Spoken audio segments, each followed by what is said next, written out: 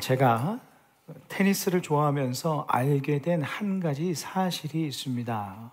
테니스 선수뿐만 아니라 모든 운동선수들에게 해당되는 것이지만 그 선수들에게 있어서 경기를 할 때 가장 중요한 것 중에 하나가 멘탈이라는 사실입니다. 우리가 멘탈이라고 보통 부르는데 영어로 하면 mentality죠, 그렇죠?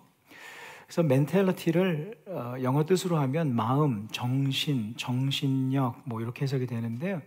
제가 이것을 조금 뉘앙스에 맞게 좀 좋은 뜻이 없을까, 적당한 뜻이 없을까 생각하다가 생각해낸 것이 정신줄이었습니다. 정신줄을 잘 붙잡아야 하죠. 운동선수들이 실력도 비슷하고 또 체력도 비슷하고 운동량도 연습량도 비슷하지 않습니까? 정말 어마어마하게 훈련을 하는데 멘탈이 무너지면 그 경기를 망치는 경우가 정말 많습니다. 멘탈을 놓치게 되면 중요한 순간에도 실수를 하게 되고요. 위기의 순간을 넘기지 못합니다. 이기고 있다가도 지게 되는 경우가 있습니다. 하지만 아무리 위기의 상황이라도 멘탈을 잘 잡고 있으면 그것을 승기로 바꾸게 되고 지다가도 잘 정신줄을 붙잡고 있다 보면 이기게 되는 그러한 경우도 저는 많이 보았습니다. 같은 경기에서 누가 멘탈을 어떻게 잡고 있느냐에 따라서 승패가 갈리게 됩니다. 우리의 신앙생활에도 필요한 멘탈이 있습니다. 삶의 경주에서, 인생의 경주에서, 삶의 전쟁과 같은 상황 속에서 이기기 위해 필요한 영적인 멘탈, spiritual mentality, 이것이 필요합니다. 이 spiritual mentality를 영적 멘탈을 다른 말로 표현하면 믿음이라고 할 수 있습니다. 그리고 이 믿음의 동력은 어디에서 오는가? 하나님의 은혜에서 옵니다. 내 삶을 향한 하나님의 은혜를 굳게 믿음으로 붙잡으면 삶의 전쟁과 같은 상황 속에서도 승기를 잡고 굳게 서서 승리의 삶을 살게 됩니다. 여러분, 승리의 삶이 무엇입니까? 제가 예배 끝날 때마다 늘 승리하십시오 이렇게 인사하지 않습니까? 승리의 삶이 무엇일까요? 현재 삶에서 어떤 상황에서도 믿음으로 굳게 서는 삶, 그리고 그 믿음으로 굳게 서서 앞으로 나의 삶에 이루어주시는 그 은혜의 일들을 경험하는 삶. 두 가지입니다. 믿음으로 굳게 서는 삶, 그 믿음으로 굳게 섰을 때 내 삶에 이루실 그 예비하신 은혜를 경험하게 되는 삶. 그것이 바로 승리하는 삶입니다. 그러므로 우리의 삶이 어렵고 힘든 상황이든지 간에 그렇지 않은 상황이든지 간에 우리가 영적인 멘탈을 잡고 있는 것, 믿음을 붙들고 사는 것, 이것을 다른 표현으로 좀 바꾸면 믿음의 자리를 지키는 것은 아주 소중하고 중요한 일입니다. 오늘 본문에서는 어려운 상황 속에서 영적 멘탈을 잃어버린 한 사람이 소개되고 있습니다. 영적 멘탈을 놓치고 믿음의 자리, 삶의 자리를 이탈한 한 사람이 보여집니다. 그 사람은 바로 요한이었습니다. 이 요한은 바나바와 바울이 선교여행을 떠날 때 수행원으로 함께했던 바나바의 생질, 즉 조카입니다. 요한의 외삼촌이 이 바나바가 되는 것이죠. 본문 사도행전 13장 13절입니다. 바울과 및 동행하는 사람들이 바보에서 배 타고 밤빌리아에 있는 버가에 이르니 요한은 그들에게서 떠나 예루살렘으로 돌아가고. 구브로의 바보라는 곳에서 로마 총독 서기오 바울 앞에서 엘루마를 물리치는 그러한 기적을 행하지 않았습니까? 그 기적을 행한 후에 이 서기오 바울이 믿게 되었더라 라는 기록이 있습니다. 그 복음을 전했던 바울과 바나바는 그로부터 배를 타고 약 300km 떨어진 배를 타고 300km 떨어진 소아시아 남부 해안 지역인 밤빌리아의 버가라는 곳에 이르게 됩니다. 그런데 이 시점에서 버가에 다 이르렀는데 돌연 함께 따라고 있던 수행원이었던 요한, 함께 선교의 마음을 품고 따랐던 이 요한이 이탈해서 예루살렘으로 돌아가게 되죠. 이 일로 인해서 2차 선교 여행을 나중에 돌아갔다가 다시 2차 선교 여행을 시작할 때 바울과 바나바가 심하게 다투게 됩니다. 아마 초대교회 역사상 최초의 공식 분쟁이었던 것 같아요. 심하게 다투게 됩니다. 그래서 결국 각자 서로 다른 동역자를 데리고 출발을 하게 되죠. 바울은 실라를 데리고 바나바는 요한을 데리고 출발하게 됩니다. 요한이 특별한 상황에서 선교의 길에서 이탈한 것이지만 이를 일반적으로 말하면 어떻게 표현할 수 있을까요? 믿음의 자리, 삶의 자리를 이탈한 것이죠. 그가 왜 이탈하였는지 성경은 말하지 않고 있습니다. 그러나 성경학자들이 그것을 분석해보고 연구하고 해석한 결론은 3가지 정도로 요약됩니다. 첫 번째는 바울이 주도권을 갖게 된 것에 대한 강한 불만이 그에게 있었다라는 해석이에요. 그 전까지는 바나바에게 선교의 주도권이 있었습니다. 바나바가 리더십을 가지고 있었어요. 그런데 지난주에 무슨 일이 있었습니까? 바울을 통해서 놀라운 기적의 역사가 일어나고 복음이 힘있게 전파되지 않았습니까? 이후에 바나바와 바울의 리더십의 위치가 바뀌게 되고 선교 사역이 바나바 중심으로 이루어진 것이 아니라 바울 중심으로 이루어지게 되었어요. 그래서 지난 주일 본문까지만 하더라도요, 여러분 이 두 사람의 이름을 유심히 보셨으면 알겠지만 저도 일부러 의도적으로 그렇게 말씀드렸지만 항상 바나바가 먼저 나왔습니다. 바나바와 사울이 항상 이렇게 나왔어요. 그런데 지난주일 본문이 지난 바로 다음 본문이 오늘 본문인데 오늘 본문의 시작인 13절은 이렇게 시작합니다. 바울과 및 동행하는 사람들이. 바나바의 이름은 아예 거론도 되지 않은 거예요. 그러니까 존재감이 바울만 부각된 겁니다. 바울이 주도권을 잡고 바울이 리더십을 가지고 바울이 성령님의 인도하심을 따라가는 대로 흘러가는 거예요. 물론 성령님의 인도하심이었지만 첫 번째 선교지가 바나바의 고향이었던 구브로 아니었습니까? 물론 성령님의 인도하심이었지만요, 그때까지만 하더라도 바나바에게 주도권이 있고 리더십이 있고 이렇게 생각을 했었는데 이게 졸지에 바뀌어버린 거예요. 요한이 이것을 보는 것이 상당히 불만이었던 것이죠. 요한은 홀 어머니를 모시고 살았습니다. 그런 요한에게 이 바나바, 외삼촌인 바나바는 영적 아버지와 같은 분이에요. 그러니까 자기가 존경하고 자기가 사랑하는 그 분이 무시를 당한다는 느낌이 참 불만스러웠을 것이다. 이렇게 학자들이 해석을 합니다.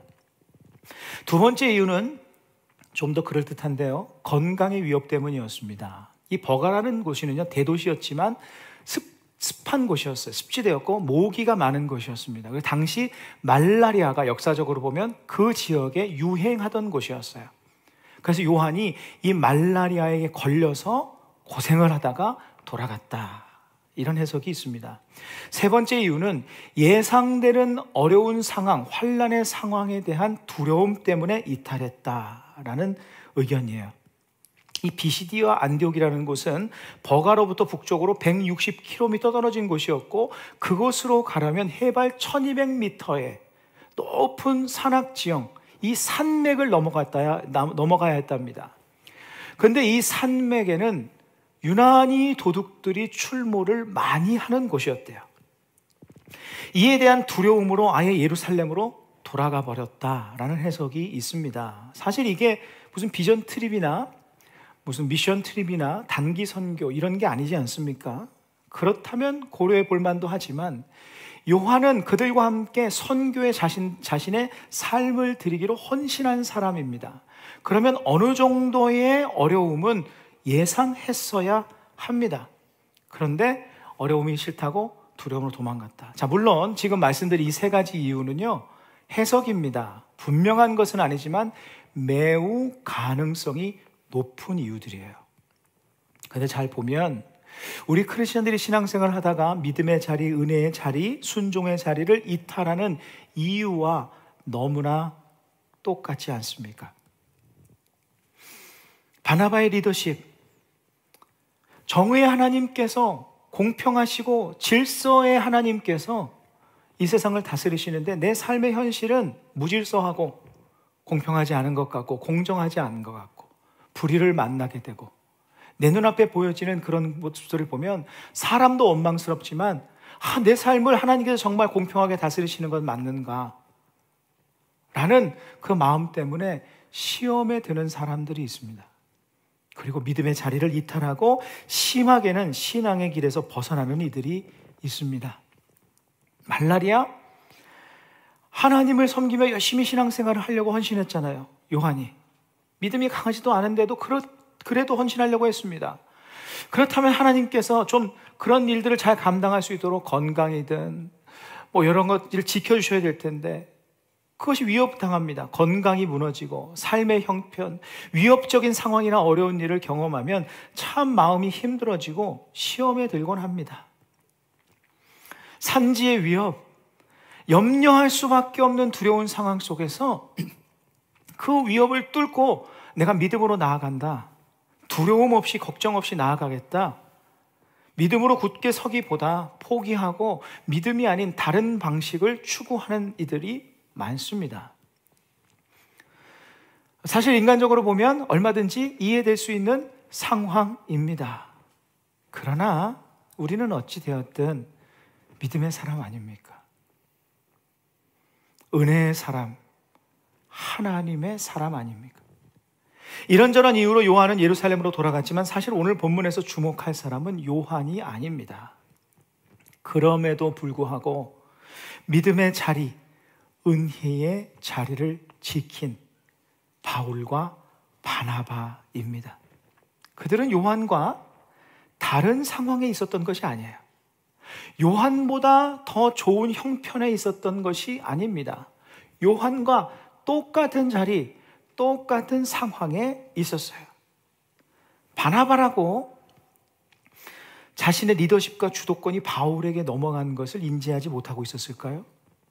성경에서 그 존재감이 사라질 정도로 자신이 무시당하는 위치, 물론 무시하지는 않았겠지만 스스로 그런 인식을 가질 수 있지 않겠습니까? 바울과 바나바에게도 말라리아의 위험이 있었습니다. 험한 산지를 넘을 고생과 강도들의 출몰에 대한 위협이 그들에게는 없었습니까? 동일한 상황이었습니다. 그럼에도 그들은 그 믿음의 자리를 지켰습니다. 그리고 어떻게 했나요? 본문 14절 전반절 보면 그들은 버가에서 더 나아가 비시디아 안디옥에 이르러, 요한은 돌아갔지만 그들은 버가에서 더 나아가 비시디아 안디옥을 향해 힘차게 나아갔습니다. 그 결과 앞으로도 우리가 나누게 됐지만 그들의 삶에 예비된 놀라운 하나님의 역사, 그들을 통해 이루실 놀라운 하나님의 일들을 경험하게 되었습니다. 사도행전은 성령을 따라 살아간 사도들의 삶을 기록한 행전이잖아요. 그럼 성령을 따라 산다는 것이 무엇인가? 이걸 너무 신비하게만 생각하지 마십시오. 성령을 따라 산다는 것은 무엇인가? 믿음을 지키고 믿음으로 삶의 자리에서 굳게 서고 두려움과 어려움이 있어도 한 걸음씩 한 걸음씩 앞으로 전진하는 삶입니다. 사도행전을 보면 다 그런 얘기예요. 하나님의 인도하심을 따라 어려움이 있어도 고난이 있어도 믿음을 지키고 믿음으로 삶의 자리에서 굳게 서고 어려움과 환난이 있어도 한 걸음씩 한 걸음씩 꿋꿋이 앞을 향해 전진했던 모습, 그것이 사도들의 모습이었고 그 기록이 사도행전이었고 그 성경에 기록된 믿음의 선조들의 삶이 그러한 삶이었고 그런 삶을 이끌어 성령 충만한 삶, 믿음의 삶, 승리의 삶이라고 부르게 됩니다. 자, 보십시오. 크고 작은 삶의 내용은 다릅니다. 문제와 어려움의 구체적인 내용은 다르지만 그 본질적인 상황은 다 똑같습니다. 불만과 불평할 수밖에 없는 상황, 우리 다 똑같지 않아요? 어려움과 문제 다 우리는 맞이합니다. 그 앞에서 염려하고 두려움, 누구나 이런 상황에 직면하며 삽니다. 그리고 그와 동시에 우리에게 하나님께서 주신 믿음의 내용 또한 똑같습니다. 에베소서 4장 5절에서 6절 초반부에 보면 주도 한 분이시요 믿음도 하나요 세례도 하나요 하나님도 한 분이시니, 하나님께서 우리에게 주신 그 믿음, 하나님을 믿는 믿음, 이 믿음의 내용은 똑같은 거예요. 하나님께서 차별하셔서 너에게는 다른 믿음, 너에게는 이런 믿음, 좋은 믿음, 안 좋은 믿음, poor, good 이렇게 주지 않으신다는 거예요. 똑같습니다. 주도 한 분이시요. 어떤 믿음입니까? 나를 생명 다해 사랑하시는 주님께서 내 삶의 주관자셔서 내 삶을 주관하시고 다스리신다는 믿음, 다 똑같습니다. 하나님도 한 분이시니 우리의 머리털까지도 세신 바 되신 하나님 아버지께서 눈동자와 같이 내 삶을 지금 지켜보고 계시고 나를 돌보시고 계시다는 그 사실 다 똑같습니다. 우리에게 주신 믿음의 내용은 다 똑같아요. 그럼 무엇이 차이를 만드는 것입니까?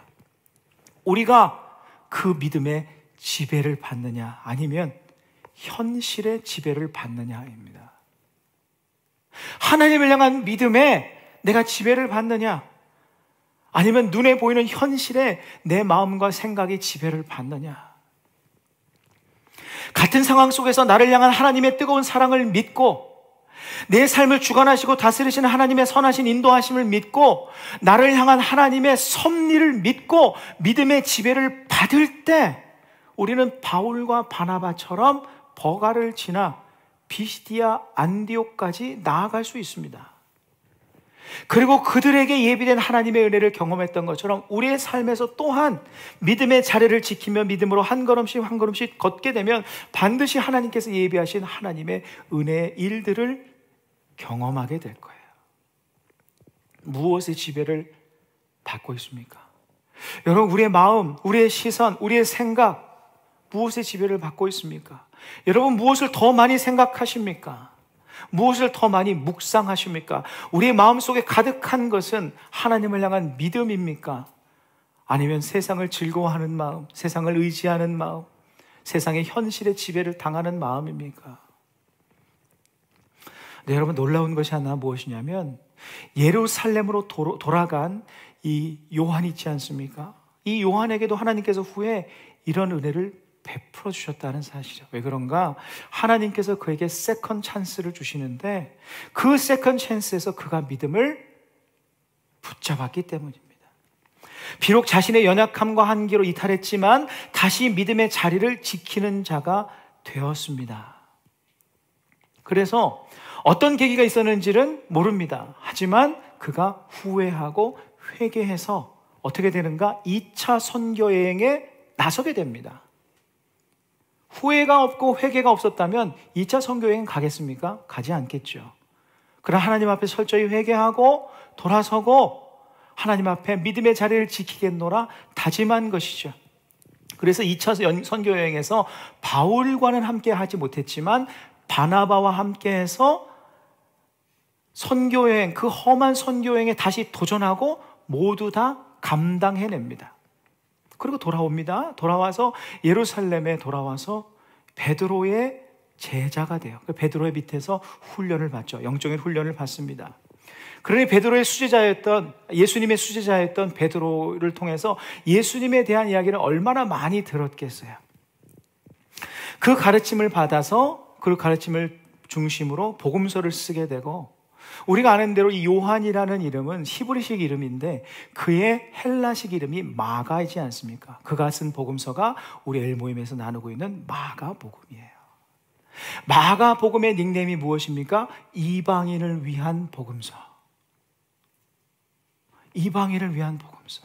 철저하게 회개하고 이방 선교를 다시 나섰던 그 마가 요한이 쓴 복음서입니다. 이 마가복음은 수많은 이방인들, 믿음이 연약한 사람들, 초심자들이 복음을 간결하고 쉽게 이해할 수 있게 하는 복음서 아닙니까? 마가 요한 또한 다시 믿음의 자리로 돌아와서 믿음의 지배를 받으며 믿음의 자리를 지키게 되었을 때 그를 통해, 그를 향해 예비된 이런 놀라운 은혜의 역사의 주인공이 될 수 있었습니다. 바울과 바나바처럼 자신들의 사명의 자리, 순종의 자리, 믿음의 자리, 은혜의 자리를 지키며 그들을 통해 예비된 하나님의 놀라운 역사를 이룬 분들이 있습니다. 그분들이 누구냐면요, 바로 우리나라 선교 초기에 조선 땅에 온 선교사님들입니다. 조선 말에 우리나라의 상황이 얼마나 척박했습니까? 얼마나 불안정하고 또 얼마나 위험했습니까? 그런 조선에 와서 자신의 생애를 바친 분들이에요. 최초의 장로교 선교사님인 언더우드 선교사, 조선 땅을 보면서 정말 탄식하듯이 쓴 기도문이 있습니다.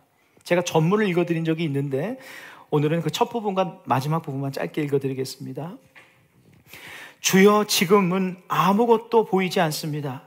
주님, 메마르고 가난한 땅, 나무 한 그루 시원하게 자라오르지 못하고 있는 땅에 저희들을 옮겨와 심으셨습니다.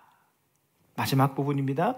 지금은 예배드릴 예배당도 없고 학교도 없고 그저 경계의 의심과 멸시와 천대함이 가득한 곳이지만 이곳이 머지않아 은총의 땅이 되리라는 것을 믿습니다. 이렇게 기도했어요. 그리고 마지막에 한 문장의 기도문으로 마무리했는데 그는 이렇게 기도하지 않았습니다. 주님, 우리를 이곳으로부터 건져주소서. 이렇게 기도하지 않았습니다. 집으로 돌아갈 길을 열어주소서. 이렇게 하지 않고 이렇게 마무리합니다.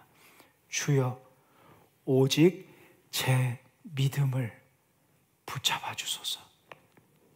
무슨 말입니까? 제가 믿음을 잃지 않도록, 믿음의 자리를 지킬 수 있도록 나의 믿음을 붙잡아 주소서. 나의 삶을 향한, 그리고 이곳을 향한 하나님의 사랑과 계획을 믿는 믿음으로 설 수 있도록 나와 함께하여 주옵소서. 한국인보다 더 한국을 사랑했던 선교사라는 별명이 붙은 분이 있어요. 헐버트 선교사. 그분은 그분의 묘지에 이렇게 적었습니다. I would rather be buried in Korea than in Westminster Abbey. 나는 웨스트민스터 사원에 묻히기보다 한국 땅에 묻히기를 원하노라. 캠벨 선교사님은 내가 조선에서 헌신하였으니 죽어도 조선에서 죽는 것이 마땅하다. 자, 보십시오. 그분들의 영향으로 우리가 예수님 믿게 된 것 아닙니까?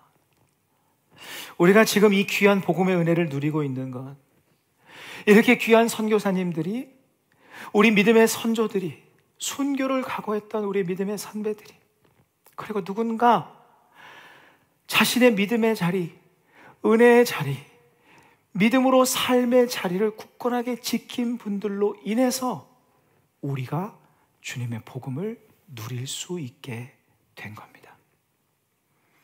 믿음의 자리를 지키는 것, 내가 믿음으로 삶의 자리에 한 걸음 한 걸음씩 나아가는 것이 결코 사소하고 작은 일이 아닙니다.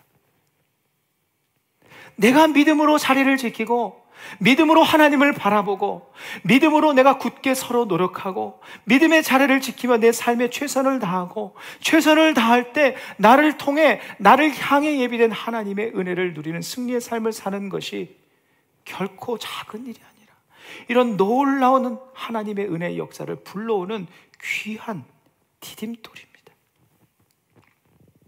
사랑하는 성도 여러분, 우리가 지키는 믿음의 자리는 반드시 하나님께서 예비하신 은혜를 향한 디딤돌이 될 것입니다.